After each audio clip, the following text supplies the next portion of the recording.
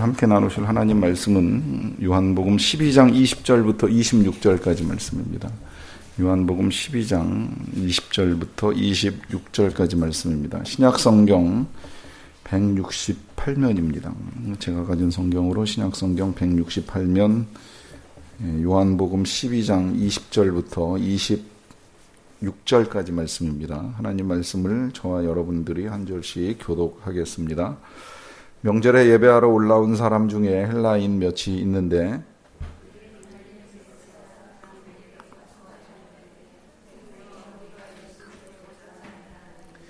빌립이 안드레에게 가서 말하고 안드레와 빌립이 예수께 가서 여쭈니 내가 진실로 너희에게 이르노니 한 알의 밀이 땅에 떨어져 죽지 아니하면 한 알 그대로 있고 죽으면 많은 열매를 맺느니라.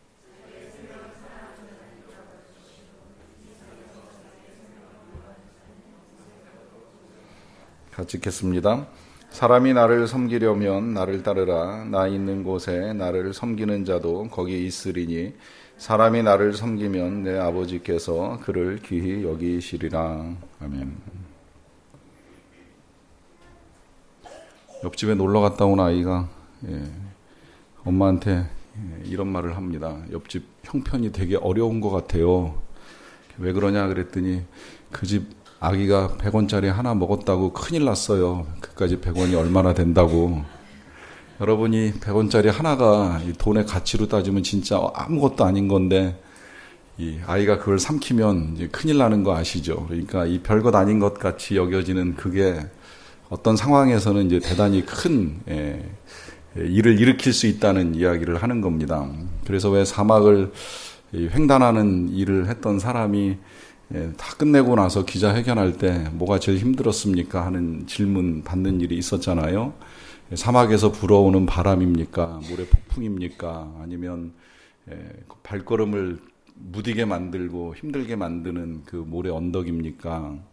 또 이 기온이 갑자기 밤이 되면 뚝 떨어지는 사막의 일교차입니까? 하는 그 수많은 질문 가운데 그가 했던 대답은 뜻밖의 신발 속에 들어있었던 모래 한 알갱이라 이제 이런 말 하는 이야기를 듣는 일이 있습니다. 별것 아닌 그 하나가 실제로 우리가 생각할 때도 그런 것 같아요. 뭐 하나는 아니겠지만 그 작은 게 신발 속에 들어오면 이제 장시간을 걸어가는 사람한테 있어서는 어떤 거센 바람 풍랑보다도 훨씬 이제 그 걸음을 힘들게 하는 일이 될 수 있다는 것이죠. 그만큼 이 작은 거 하나가 삶에 미치는 영향이 아주 클 수 있습니다. 그래서 예수님도 그래서 작은 거에 대한 중요성을 자주 말씀하셨어요. 작은 거 하나에 충성된 자가 큰 것에도 충성된다. 또 지극히 작은 자 하나에게 한 것이 곧 나에게 한 것이다라고 하면서 작은 게 결코 작지 않다라고 하는 것을 이제 강조하시는 일이 있었습니다. 이건 신앙에 있어서도 그렇고 저는 그 삶의 원리에 있어서도 되게 중요한 부분이라고 생각을 해요. 그래서 가끔 제가 우리 교역자들한테도 이 디테일에 대한 이야기를 할 때가 종종 있는데 작은 것 같지만 그것도 중요하게 여겨야 된다. 여러분 경영학에서 브로큰 윈도우 이론이라고 하는 거 들어보셨는지 모르겠는데 고급스럽게 차려놓은 레스토랑, 뭐 값도 서비스도 음식의 질도 다 훌륭한데 문 앞에 이 작은 유리 하나 깨진 거가 그 레스토랑의 질 전체를 이렇게 다운시킬 수도 있다는 이제 지적을 하면서 이 별것 아닌 것처럼 생각되는 그 하나가 큰 영향을 미칠 수 있다라고 하는 것을 이제 말씀하시는 것을 이제 보는 일이 있습니다. 작은 거 하나가 얼마나 중요한가라고 하는 것을 이제 강조하는 것인데 오늘 그걸 주님은 한 알의 밀이라고 하는 비유를 통해서 이제 저와 여러분들에게 가르쳐 주시는 것을 우리가 보게 됩니다. 비유가 나오게 된 배경을 보시고 아셔도 좋겠다는 생각이 드는데요. 먼저 20절에 이제 명절에 예배하러 올라온 사람 중에 헬라인 몇이 예수님을 찾는 일로부터 시작이 됩니다. 그들이 갈릴리 벳세다 사람 빌립에게 가서 청하여 이르되 선생이여 우리가 예수님을 뵙고자 하나이다라고 하는 것이 오늘 이 비유가 나오게 된 배경입니다. 자, 여기서 명절은 이제 6월절이고요. 6월절 명절이 한 닷새 정도 남은 즈음이라고 보시면 됩니다. 그 중에 이제 이 사람들이 올라오잖아요. 이 명절을 지키기 위해서 이제 몇십만 명 모이는 일이 예루살렘에 있게 되는데, 이제 그 중에 헬라인 몇 사람이 왔다는 거예요. 뭐 경우에 따라서는 이 헬라인이 나중에 교회를 만들었을 때에 그 초대교회에 왜 사도행전 읽어 나가시다 보면 헬라파 유대인과 히브리파 유대인이 나뉘어지는 거 보신 적 있으시잖아요. 그러니까 이 유대 땅에 머물러 있던 유대인과 이 포로 생활을 하면서 외국에 나가 사는 유대인들, 이 외국에 나가 사는 유대인들을 보통 이제 헬라파 유대인이라고 그렇게 표현을 하는데, 그 유대인들도 아직까지는 절기를 지키기 위해서는 예루살렘에 이제 모여오는 일이 있었으니까 이제 그때 올라온 이 헬라파 유대인들이 아니겠는가, 이제 이렇게 생각을 하는 겁니다.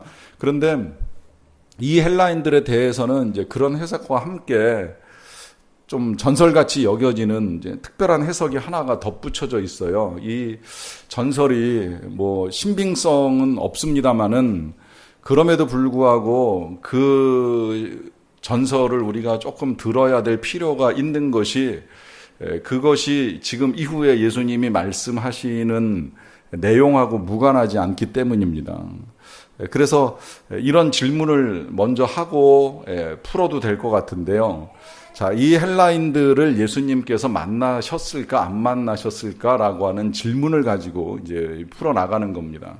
왜냐하면 이 헬라인들이 지금 예수님을 배웁고자 한다라고 하는 말씀을 전하는 건 그냥 단순히 좀 한번 봤으면 좋겠다는 뜻을 말하는 것이 아니기 때문입니다. 왜냐하면 이제 그 전설이라는 게 이래요. 이 헬라인들은 당시에 로마 인근에 있었던 에데스라고 하는 도시 국가에서 온 사람들이라고 이제 보는 겁니다. 그러니까 로마가 하나의 큰 나라로 이 유럽 전체를 통치하긴 했지만 이제 각 지역에 분봉왕이라는 걸 두었잖아요. 그래서 실제 유대도 이 예수님 당시에 남쪽은 이 빌라도가 이제 분봉왕이 되고, 또 북쪽은 헤롯이 분봉왕이 되어가지고 갈릴리 지역을 통치하는 일이 있는데, 이제 그런 왕 중에 에데사의 왕이 있었는데 그 왕의 아들이 문둥병이 걸렸다는 거예요. 나병에 걸려가지고 죽어간다는 거예요. 그러니까 그런 상황에서 왕이 소문을 들은 겁니다. 유대 땅에 예수라고 하는 청년이 병을 잘 고친다더라. 문둥병까지도 능히 고친다더라. 사람을 살려냈다는 소문도 있습니다. 뭐 이제 이런 소문을 듣게 된 거죠. 그러다 보니까 왕이 신하들을 보낸 거예요. 그리고 이 신하들을 보내서 이제 예수님을 만나서 모셔오도록 하라 하는 겁니다. 사실 생각해 보면 예수님 만나는 게 당시에 뭐 그렇게 특별하고 어려운 일이었겠어요. 예수님 말씀하시는 장소에 가면 그냥 만나는 거예요. 가면 들을 수 있는 거예요. 그 자리에 나가면 군중들과 함께 예수님 뭐라고 말씀하시는지 들을 수 있는 겁니다. 그런데 지금 이 사람들이 찾아와서 직접 그렇게 예수님을 대면하지 않고 빌립하고 통해서 이제 만나게 되는 이유가 이제 그런 근거를 만드는 거죠. 원래 신하들은 직접 왕을 아련하지 않잖아요. 이제 그 상대국의 신하를 통해서 이제 사전에 상대국의 지도자를 만날 수 있는지 없는지를 조율하고 나서 만나는 일이 있잖아요. 우리나라에서도 왜 정상회담 하게 되면 그 회담 전에 미리 뭐 외교부 장관이든 누구든 실무자가 가서 이 정상들의 의제를 어떻게 할 것이냐 하는 거를 미리 다 사전에 조율하고, 실은 정상들은 이제 꼭 필요한 결정들만 하는 일을 하게 되는데, 마찬가지로 이 에데사의 신하들이 빌립을 통해서 만나는 건 이제 직접 만날 수 있는 예수님에게 의전을 갖추는 이제 행위를 하는 겁니다. 그의 제자로 여겨지는 빌립을 통해서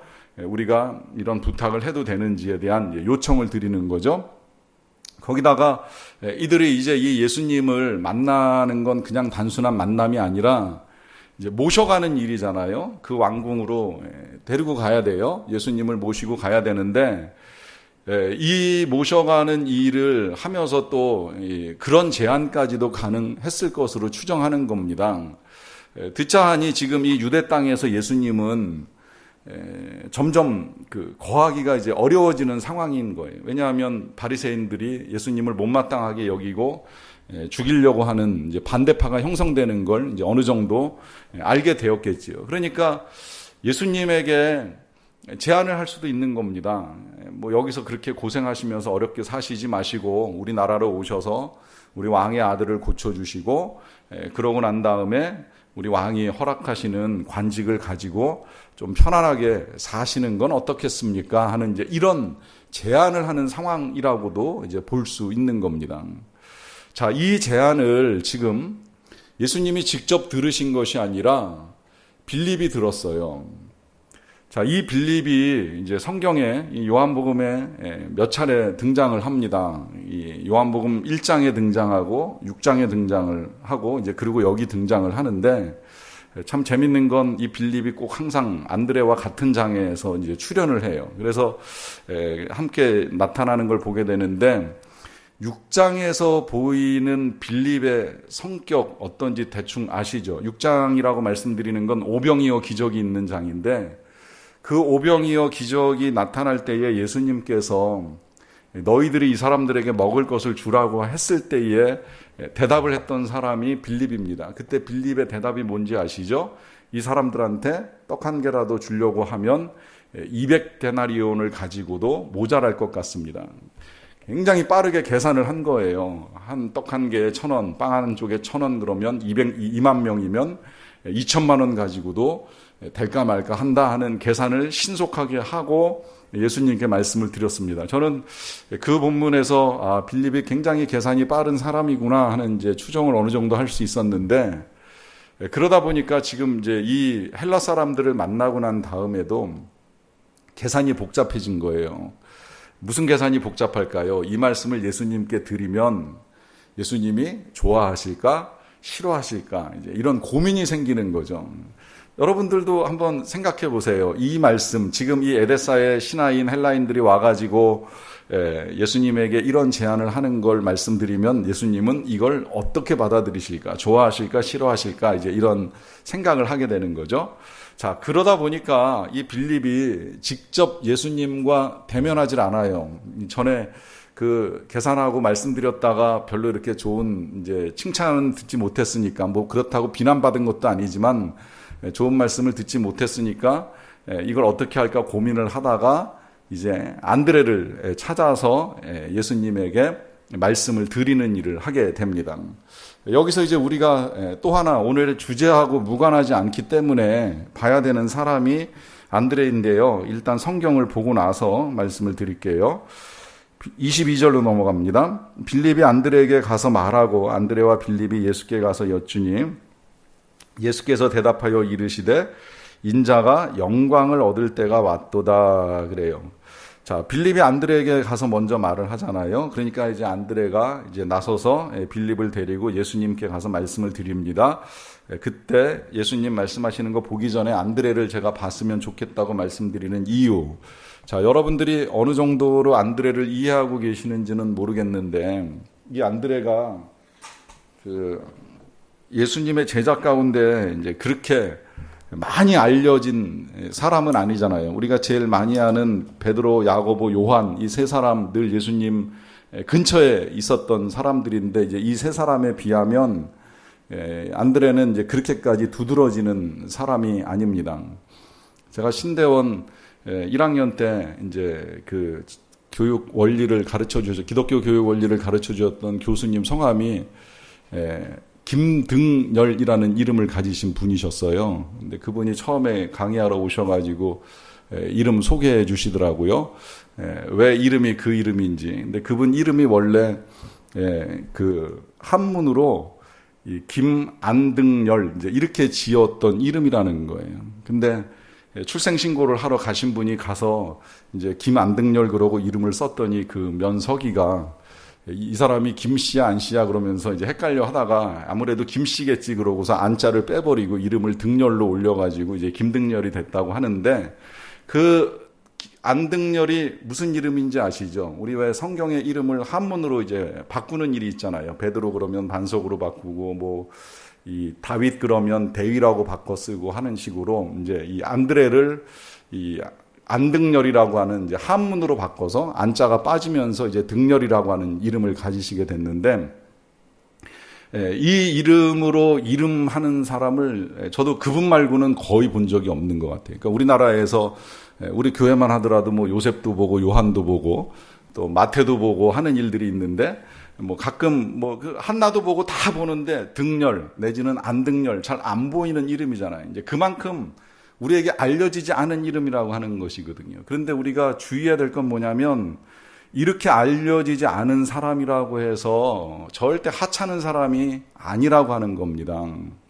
왜냐하면 일단 그걸 레벨로만 말씀을 드려도 제가 그렇게 말씀드릴 수 있을 것 같은데 여러분 성경에 나오는 제자들의 이름의 그 열거를 쭉 보면 이제 베드로와 요한과 야고보가 나오고 그 다음에 이제 안드레가 나오고 그 다음에 이제 나머지 8명의 이제 이름이 나오는데요. 참 재밌는 건 뭐냐면 이 1그룹, 2그룹, 3그룹의 제자들의 이름이 4명씩은 항상 딱딱 묶여서 움직여요. 여기 맨 끝에 보통 이제 유다가 자리를 잡습니다.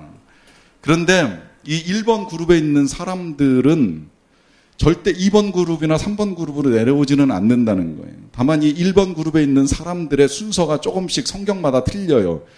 요한, 베드로, 야고보 이렇게 쓰는 책도 있고 베드로, 야고보, 요한 이렇게 쓰는 책도 있고 조금씩 앞뒤가 바뀌기는 하는데 어쨌든 이 안드레도 1번 그룹에 소위 말하는 이제 상위 그룹에 속해 있었던 제자라고 하는 거예요. 뭐 이렇게 해서 뭐 안드레를 뭐 가치 있게 봐도 상관은 없습니다만 사실 서열화시키는 것 때문에 저도 이렇게는 안 보는데 안드레가 성경 속에서 나타난 몇 가지 모습을 보면 그 모습으로도 우리가 이제 안드레의 가치를 보게 됩니다. 그 첫 번째가 뭐냐면 이 안드레가 요한복음을 기준으로 하면 예수님을 제일 먼저 만난 제자예요.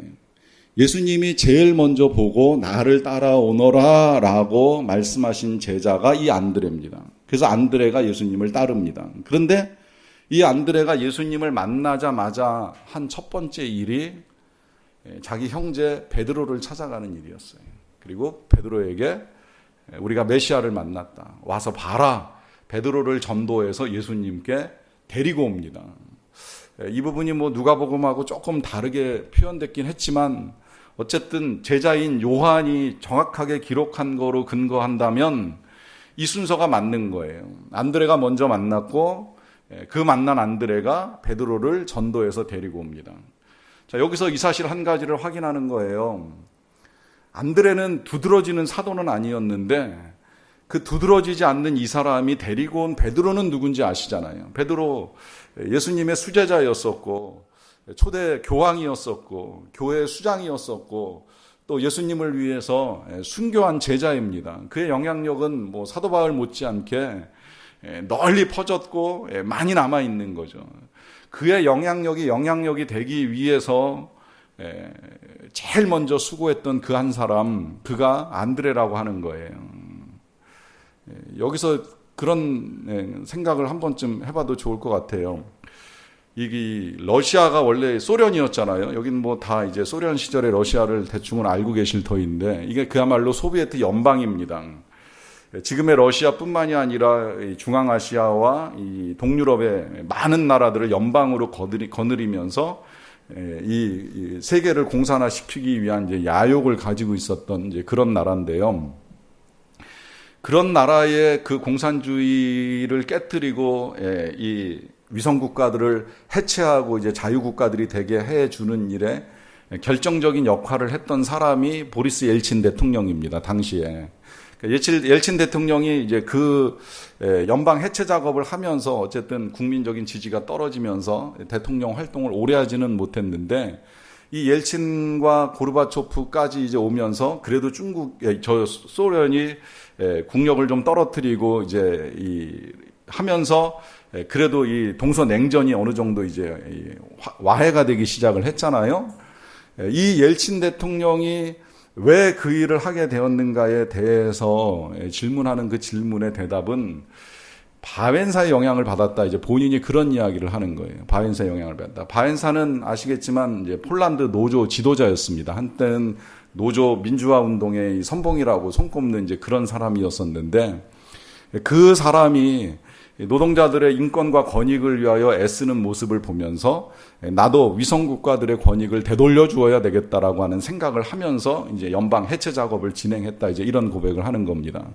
자, 그러면 이 바웬사는 어떻게 그런 일을 할 수 있었는가라고 했을 때 바웬사는 스스로 고백하기를 마틴 루터킹 목사님의 영향을 제일 많이 받았다 그래요. 마틴 루터킹 목사님은 아시겠지만 미국의 흑인 인권운동가 아닙니까?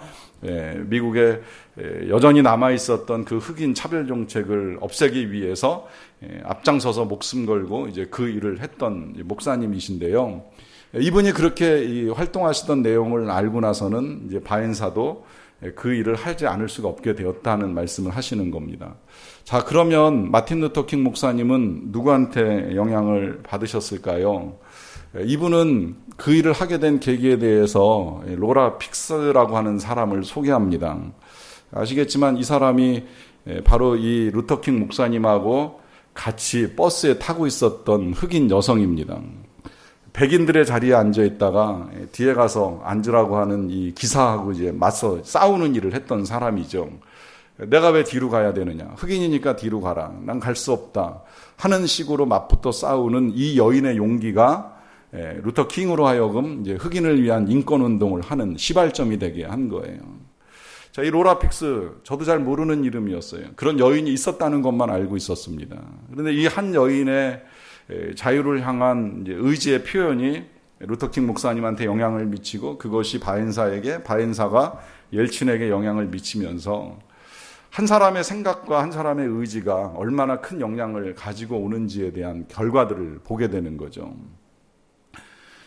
안드레가 데리고 왔던 베드로 그 한 사람 이렇게 될 줄 몰랐던 거예요. 그저 형제이고 메시아를 만났으니 형도 좀 만났으면 좋겠다는 마음 가지고 데리고 왔는지 모릅니다만 그 한 사람이 민족의 이 열방의 지도자가 되는 일들을 이루어 가는 겁니다.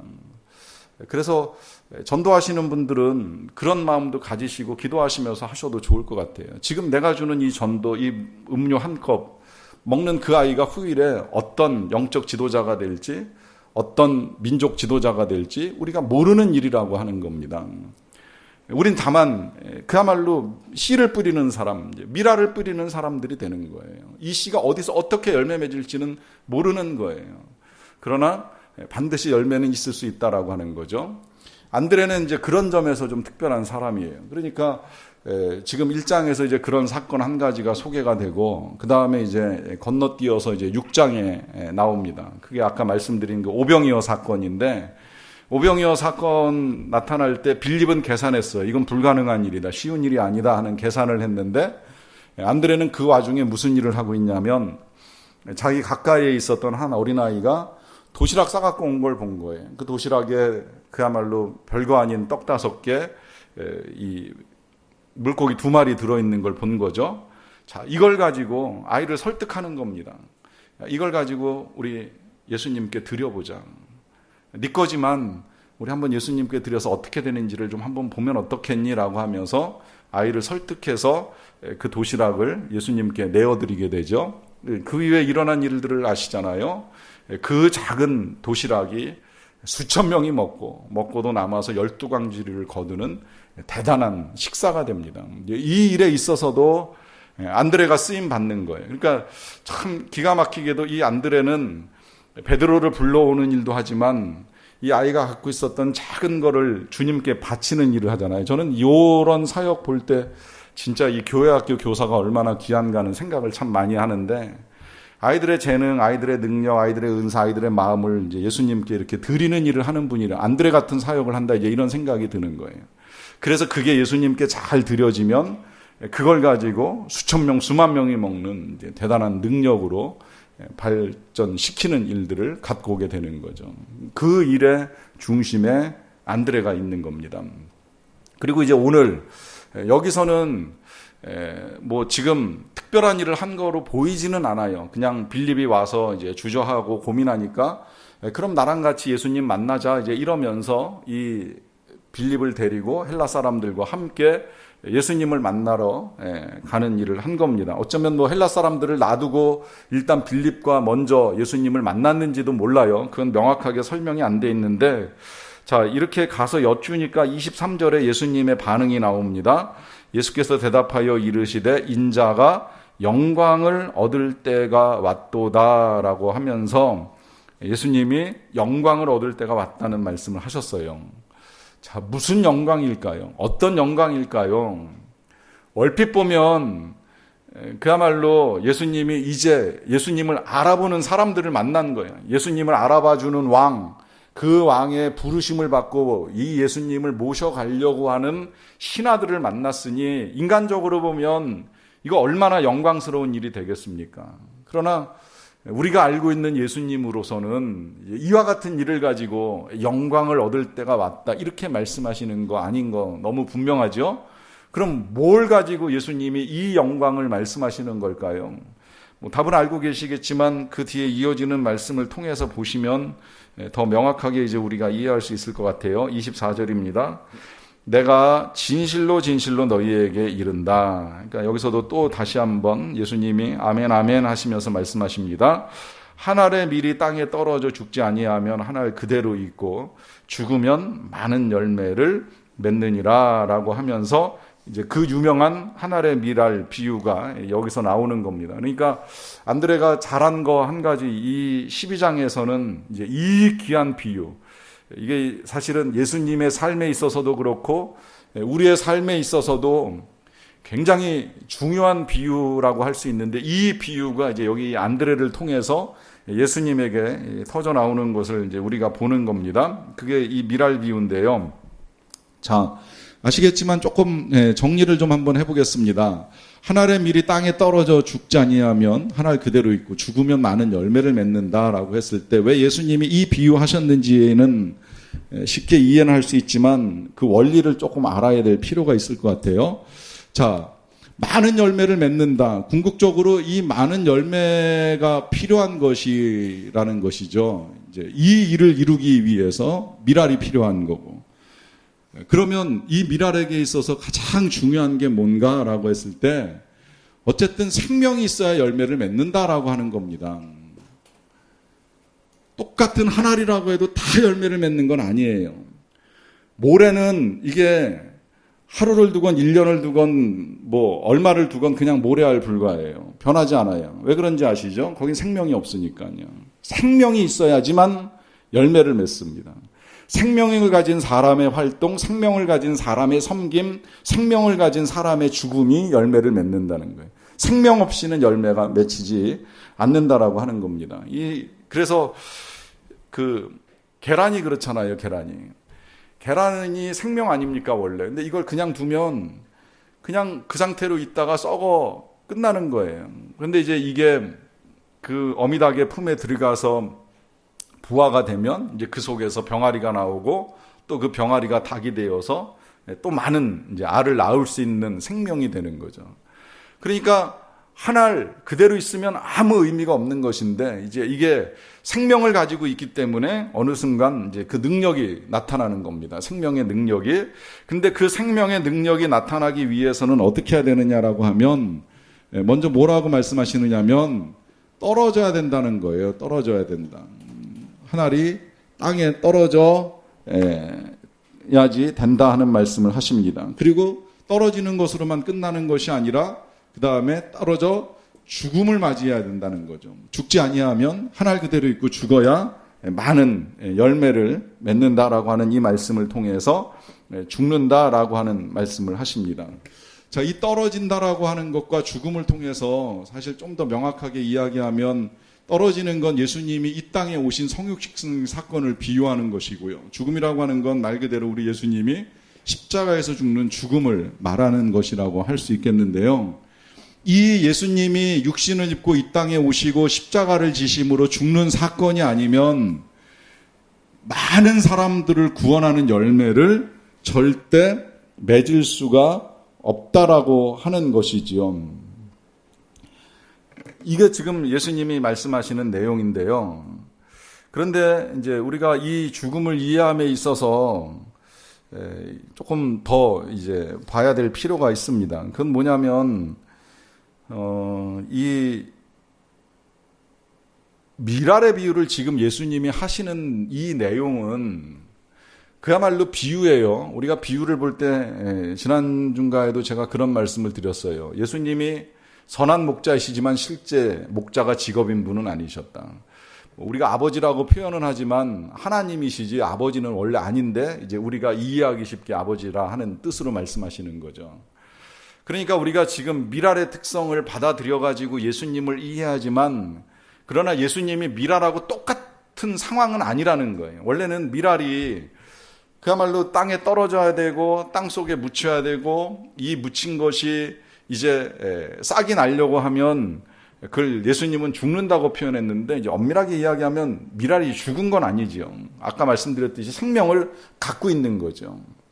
생명을 갖고 있는 그것이 땅 속으로 들어가다 보니까 이제 죽은 것처럼 느껴지고 그 죽은 것처럼 느껴지니까 지금 예수님이 이 비유를 하시는 거예요. 예수님이 실제 죽으셔서 무덤 속에 들어가셨다가 나오셔야지만 생명의 역사가 나타나는 걸 말씀하기 위해서 이걸 비유로 설명하시는 것이지 원리가 100% 똑같다고 이렇게 말하기는 쉽지 않다는 거예요. 그래서 실제 이제 미랄의 원리를 가져와 보면 저는 잘은 모르겠는데 씨앗의 원리가 그렇다고 그러더라고요. 씨가 생명을 가지고 있잖아요. 그래서 이 생명을 가지고 있는 씨가 그 생명의 능력을 발해서 싹이 나고 이제 새로운 미랄의 열매를 맺으려고 하면 그야말로 겉껍질은 다 썩어 없어지는 거라는 거예요. 그리고 속에 있는 이제 이 씨의 생명이 그 겉껍질의 영양분을 바탕으로 해서 먹고 자라 이제 그것이 또 열매가 되게 되는 과정을 거친다 이제 이렇게 보통 이야기하잖아요. 그래서 우리 어렸을 때 왜 콩알 하나 심으면 이제 그게 이렇게 자라면서 겉에 건 완전히 사라지고 이제 속에서부터 올라오는 생명의 능력을 우리가 보는 일이 있게 되는데요. 지금 그런 의미에서 이 죽음이라고 하는 건 그야말로 겉이 깨지는 것을 말하는 것이에요. 그리고 속에 있는 생명이 성장하는 걸 말하는 겁니다. 이 원리까지 이제 우리가 볼 수 있어야 된다는 거예요. 그리고 이제 마지막에 그 열매를 맺는 일이 있게 되는데요. 이제 이게 마지막 결과라고도 할 수 있겠는데, 자, 이 열매를 맺는다라고 하는 이것이 이제 떨어지고 죽고 하는 과정들을 필요로 하기는 하지만, 그리고 그 과정 중에 있어서 사람들의 일들이 필요하기는 하지만 그러나 사람의 일만으로 이루어지는 일은 아니라고 하는 거죠. 모든 씨가 다 땅에 떨어진다고 열매를 맺습니까? 아닌 건 우리가 이미 비유를 통해서 봤어요. 뭐 길에 떨어지고 바위에 떨어지고 또 가시에 떨어지고 해서 이 열매 맺지 못하는 씨앗들이 있는 걸 우리가 보는 일이 있었습니다. 이게 열매를 맺으려면 좋은 땅에도 뿌려져야 되지만 또 한편으로는 비도 내려야 돼요. 햇빛도 비춰야 돼요. 무슨 이야기예요? 하나님이 역사하셔야 된다는 거예요. 하나님이 일하셔야 열매가 된다는 겁니다. 그러니까 이제 여기서부터 구분이 되는 겁니다. 죽고 떨어지는 건 예수님의 일이셨고 우리들의 일입니다. 그러나 그것이 자라서 열매를 맺게 하시는 분은 하나님이시라는 거예요. 그래서 우리가 믿음을 가지고 이 일을 할 수 있는 거예요. 아까 말씀드렸던 그 작은 일, 그 한 사람을 향한 그 일이 우리는 어떻게 열매 맺을지는 다 알 수 없어요. 가끔은 그런 생각도 해봐요. 뭐 정말 역사에 남아있는 수많은 이 위대한 신앙인들, 뭐 성경에야 지금 베드로나 안드레 이제 이런 사람들은 누가 어떻게 불렀는지 다 답이 나오는데 그런 답을 모르는 위인들이 있습니다. 예를 들면 뭐 어거스틴이나 뭐 깔뱅이나 뭐 마틴 루터나 이제 이런 사람들, 그 사람들을 이끌어 주었던 그 한 사람 우린 모르잖아요. 그러나 절대 혼자 신앙인이 되는 법은 없습니다. 그 사람들을 이끌어 줬던 누군가 그 한 사람이 분명히 있습니다. 그 한 사람 때문에 그런 이제 귀한 열매들이 만들어지게 되는 것이죠. 이 일을 하나님이 하신다는 거예요. 그러니까 우리가 씨를 뿌리고 복음을 전하는 일에 있어서 아이들을 가르치는 일에 있어서 낙심치 말아야 될 건 내가 할 일을 하면 그 다음에 그걸 자라게 하시고 열매 맺게 하시는 분은 하나님이시다라고 하는 믿음을 우리가 가질 수 있다는 겁니다. 이 일들을 통해서 이제 많은 열매가 맺힌다라고 하는 것을 우리 예수님이 말씀하시면서 이어 25절에 이렇게 당부합니다. 자기의 생명을 사랑하는 자는 잃어버릴 것이요 이 세상에서 자기의 생명을 미워하는 자는 영생하도록 보존하리라 라고 하는 말씀을 하십니다. 생명을 사랑하면 잃어버린다. 또 생명을 미워하는 자는 영생하도록 보존한다 라고 하는 말씀하시는데 뭐 그렇게 큰 설명을 필요로 하는 내용은 아니에요. 다만 기왕에 우리가 이제 이 말씀을 접하게 됐으니까 한 번쯤 우리의 믿음을 점검하고 새롭게 봐야 될 것이 무엇이냐면 왜 예수님이 생명을 사랑하는 자 잃어버린다라고 말씀하셨을까요? 이런 말씀하시는 건 늘 우리 안에 있는 가능성들 때문입니다. 이 가능성이라고 하는 건 나를 사랑할 가능성이에요. 나를 주님보다 더 사랑할 가능성을 말합니다. 나에 대한 관심, 나에 대한 애정, 이것이 자칫하면 우리의 진정한 생명을 잃어버릴 가능성을 갖게 된다라고 하는 거죠. 그래서 말씀하시는 거예요. 겉은 깨진다. 깨져야 된다. 깨져야 살 수 있다. 우리의 겉사람이 후퇴한다. 썩어간다. 사라진다는 걸 절대 잊어서는 안 된다는 거예요. 그리고 오히려 자기의 생명을 미워하는 자는 영생하도록 보존하리라 라고 하는데 자, 생명을 미워한다 그러면 자학해야 되는가? 자살해야 되는가? 하는 그런 질문을 하진 않을 거예요. 그렇지만 도대체 생명을 미워한다라고 하는 건 무엇인가라고 했을 때 그 혼란스러움에 이제 마지막 26절에서 주님이 답하시는 걸 우리가 보게 됩니다. 사람이 나를 섬기려면 나를 따르라. 나 있는 곳에 나를 섬기는 자도 거기 있으니 사람이 나를 섬기면 내 아버지께서 그를 귀하게 여기시리라 라고 하면서 주님이 분명하게 말씀하십니다. 나를 섬기려면 나를 따르라 하는 말씀을 하십니다. 자, 정리합니다. 지금 예수님이 이 하늘의 미래에 관한 비유를 하신 건 분명히 예수님 자신의 성육신과 십자가 사건을 가지고 말씀하신 거예요. 결국 예수님이 말씀하시는 영광은 여기에 있는 겁니다. 십자가에 있는 거예요. 뭐 에데사에 병 고쳐주러 가는 거, 병 고쳐주고 난 다음에 그 왕의 신하가 되는 거, 그까지 영광이야 예수님 눈에는 정말 아무것도 아닌 것이지요. 그러니 인자가 영광을 얻을 때가 왔도다라고 하는 건 그 헬라 사람들의 요구하고는 전혀 관계가 없었던 일이에요. 그럼 예수님이 영광을 얻는다라고 하는 이 말씀은 무엇이냐? 그건 예수님이 떨어져 죽으시는 건데 그 떨어져 죽는 사건이 십자가 사건 아닙니까? 그러니까 예수님은 십자가 사건을 통해서 영광을 얻으시겠다고 말씀을 하시는 거예요. 그리고 실제로 그 사건이 예수님께 영광이 됐어요. 그야말로 하나님의 본체이신 예수님이 낮아지셔서 우리와 같이 육체를 가지시고 종의 형체를 가지고 이 땅에 오셔서 낮아지시고 죽으심으로 말미암아 모든 이름 위에 뛰어난 이름이 되시고 모든 무릎이 그 앞에 꿇게 되는 그 영광을 충분하게 이제 충만하게 누리시는 분이 되신 거예요. 자, 그러고 난 다음에 왜 예수님이 지금 이 말씀 하실까요? 생명을 버려라. 생명을 얻고자 하지 말고 생명을 버려라 하는 말씀 왜 하실까요? 예수님은 우리가 이렇게 살기를 원하시는 거예요. 이건 예수님이 이렇게 사셨을 뿐만 아니라 이제 우리도 기왕이면 예수님처럼 떨어지는 생명, 죽어가는 생명으로 살기를 원하시는 거죠. 그 영향력에 대해서는 제가 이미 다 말씀드렸어요. 뭐 로라 픽스라고 하는 여인을 통해서부터 그 한 사람 한 사람이 미친 영향을 보았듯이 우리에게도 때로는 그렇게 떨어지는 일과 죽는 일이 필요하다는 겁니다. 그런데 그럼 우리는 어떻게 죽어야 되나 하는 고민에 부딪힙니다. 우리는 순교해야 되나? 우리는 어떻게 죽음을 맞이해야 되나? 그 질문 앞에 지금 주님이 이제 이걸 묶어서 하시는 말씀이 나를 섬겨라 라고 말씀하시고요. 그 다음에 그 나를 섬긴다는 것은 나를 따르라 라고 하는 말씀을 하고 계십니다. 여러분, 목숨이 죽고 선교지에 나가서 죽는 게 아닙니다. 선교지에 나가도 죽지 못한 선교사들 생각보다 많아요. 제가 얼핏 그런 표현 말씀드린 적 있잖아요. 선교사님들 앞에서 강의하는 것 굉장히 부담스럽다고. 선교지 원주민 신학생들한테 강의하는 건 재밌어요. 기분 좋아요. 그들을 통해서 나타나게 될 역사가 기대가 되기 때문에. 그런데 선교사님들을 직접 상대하면서 강의하려고 하면 이분들이 들을까, 듣고 변할까 하는 부담스러움이 굉장히 큽니다. 이제 이런 부담, 저의 편견과 선입견을 인정합니다마는 그렇게 되는 이유가 선교지에 나가서도 미랄처럼 죽지 않고 썩지 않는 분들 종종 보는 일이 있었기 때문에 이제 그런 편견이 저한테 생긴 거예요. 그러니 선교 나간다, 순교한다 해서 죽는 것이 아니라 진짜 죽고 진짜 선교하고 진짜 섬기는 건 주님을 따라가는 거예요. 지금 그 자리에, 우리에게 주어진 자리, 그 자리에서 내 생각 따라가는 거 아닙니다. 내 욕심 따라가는 거 아닙니다.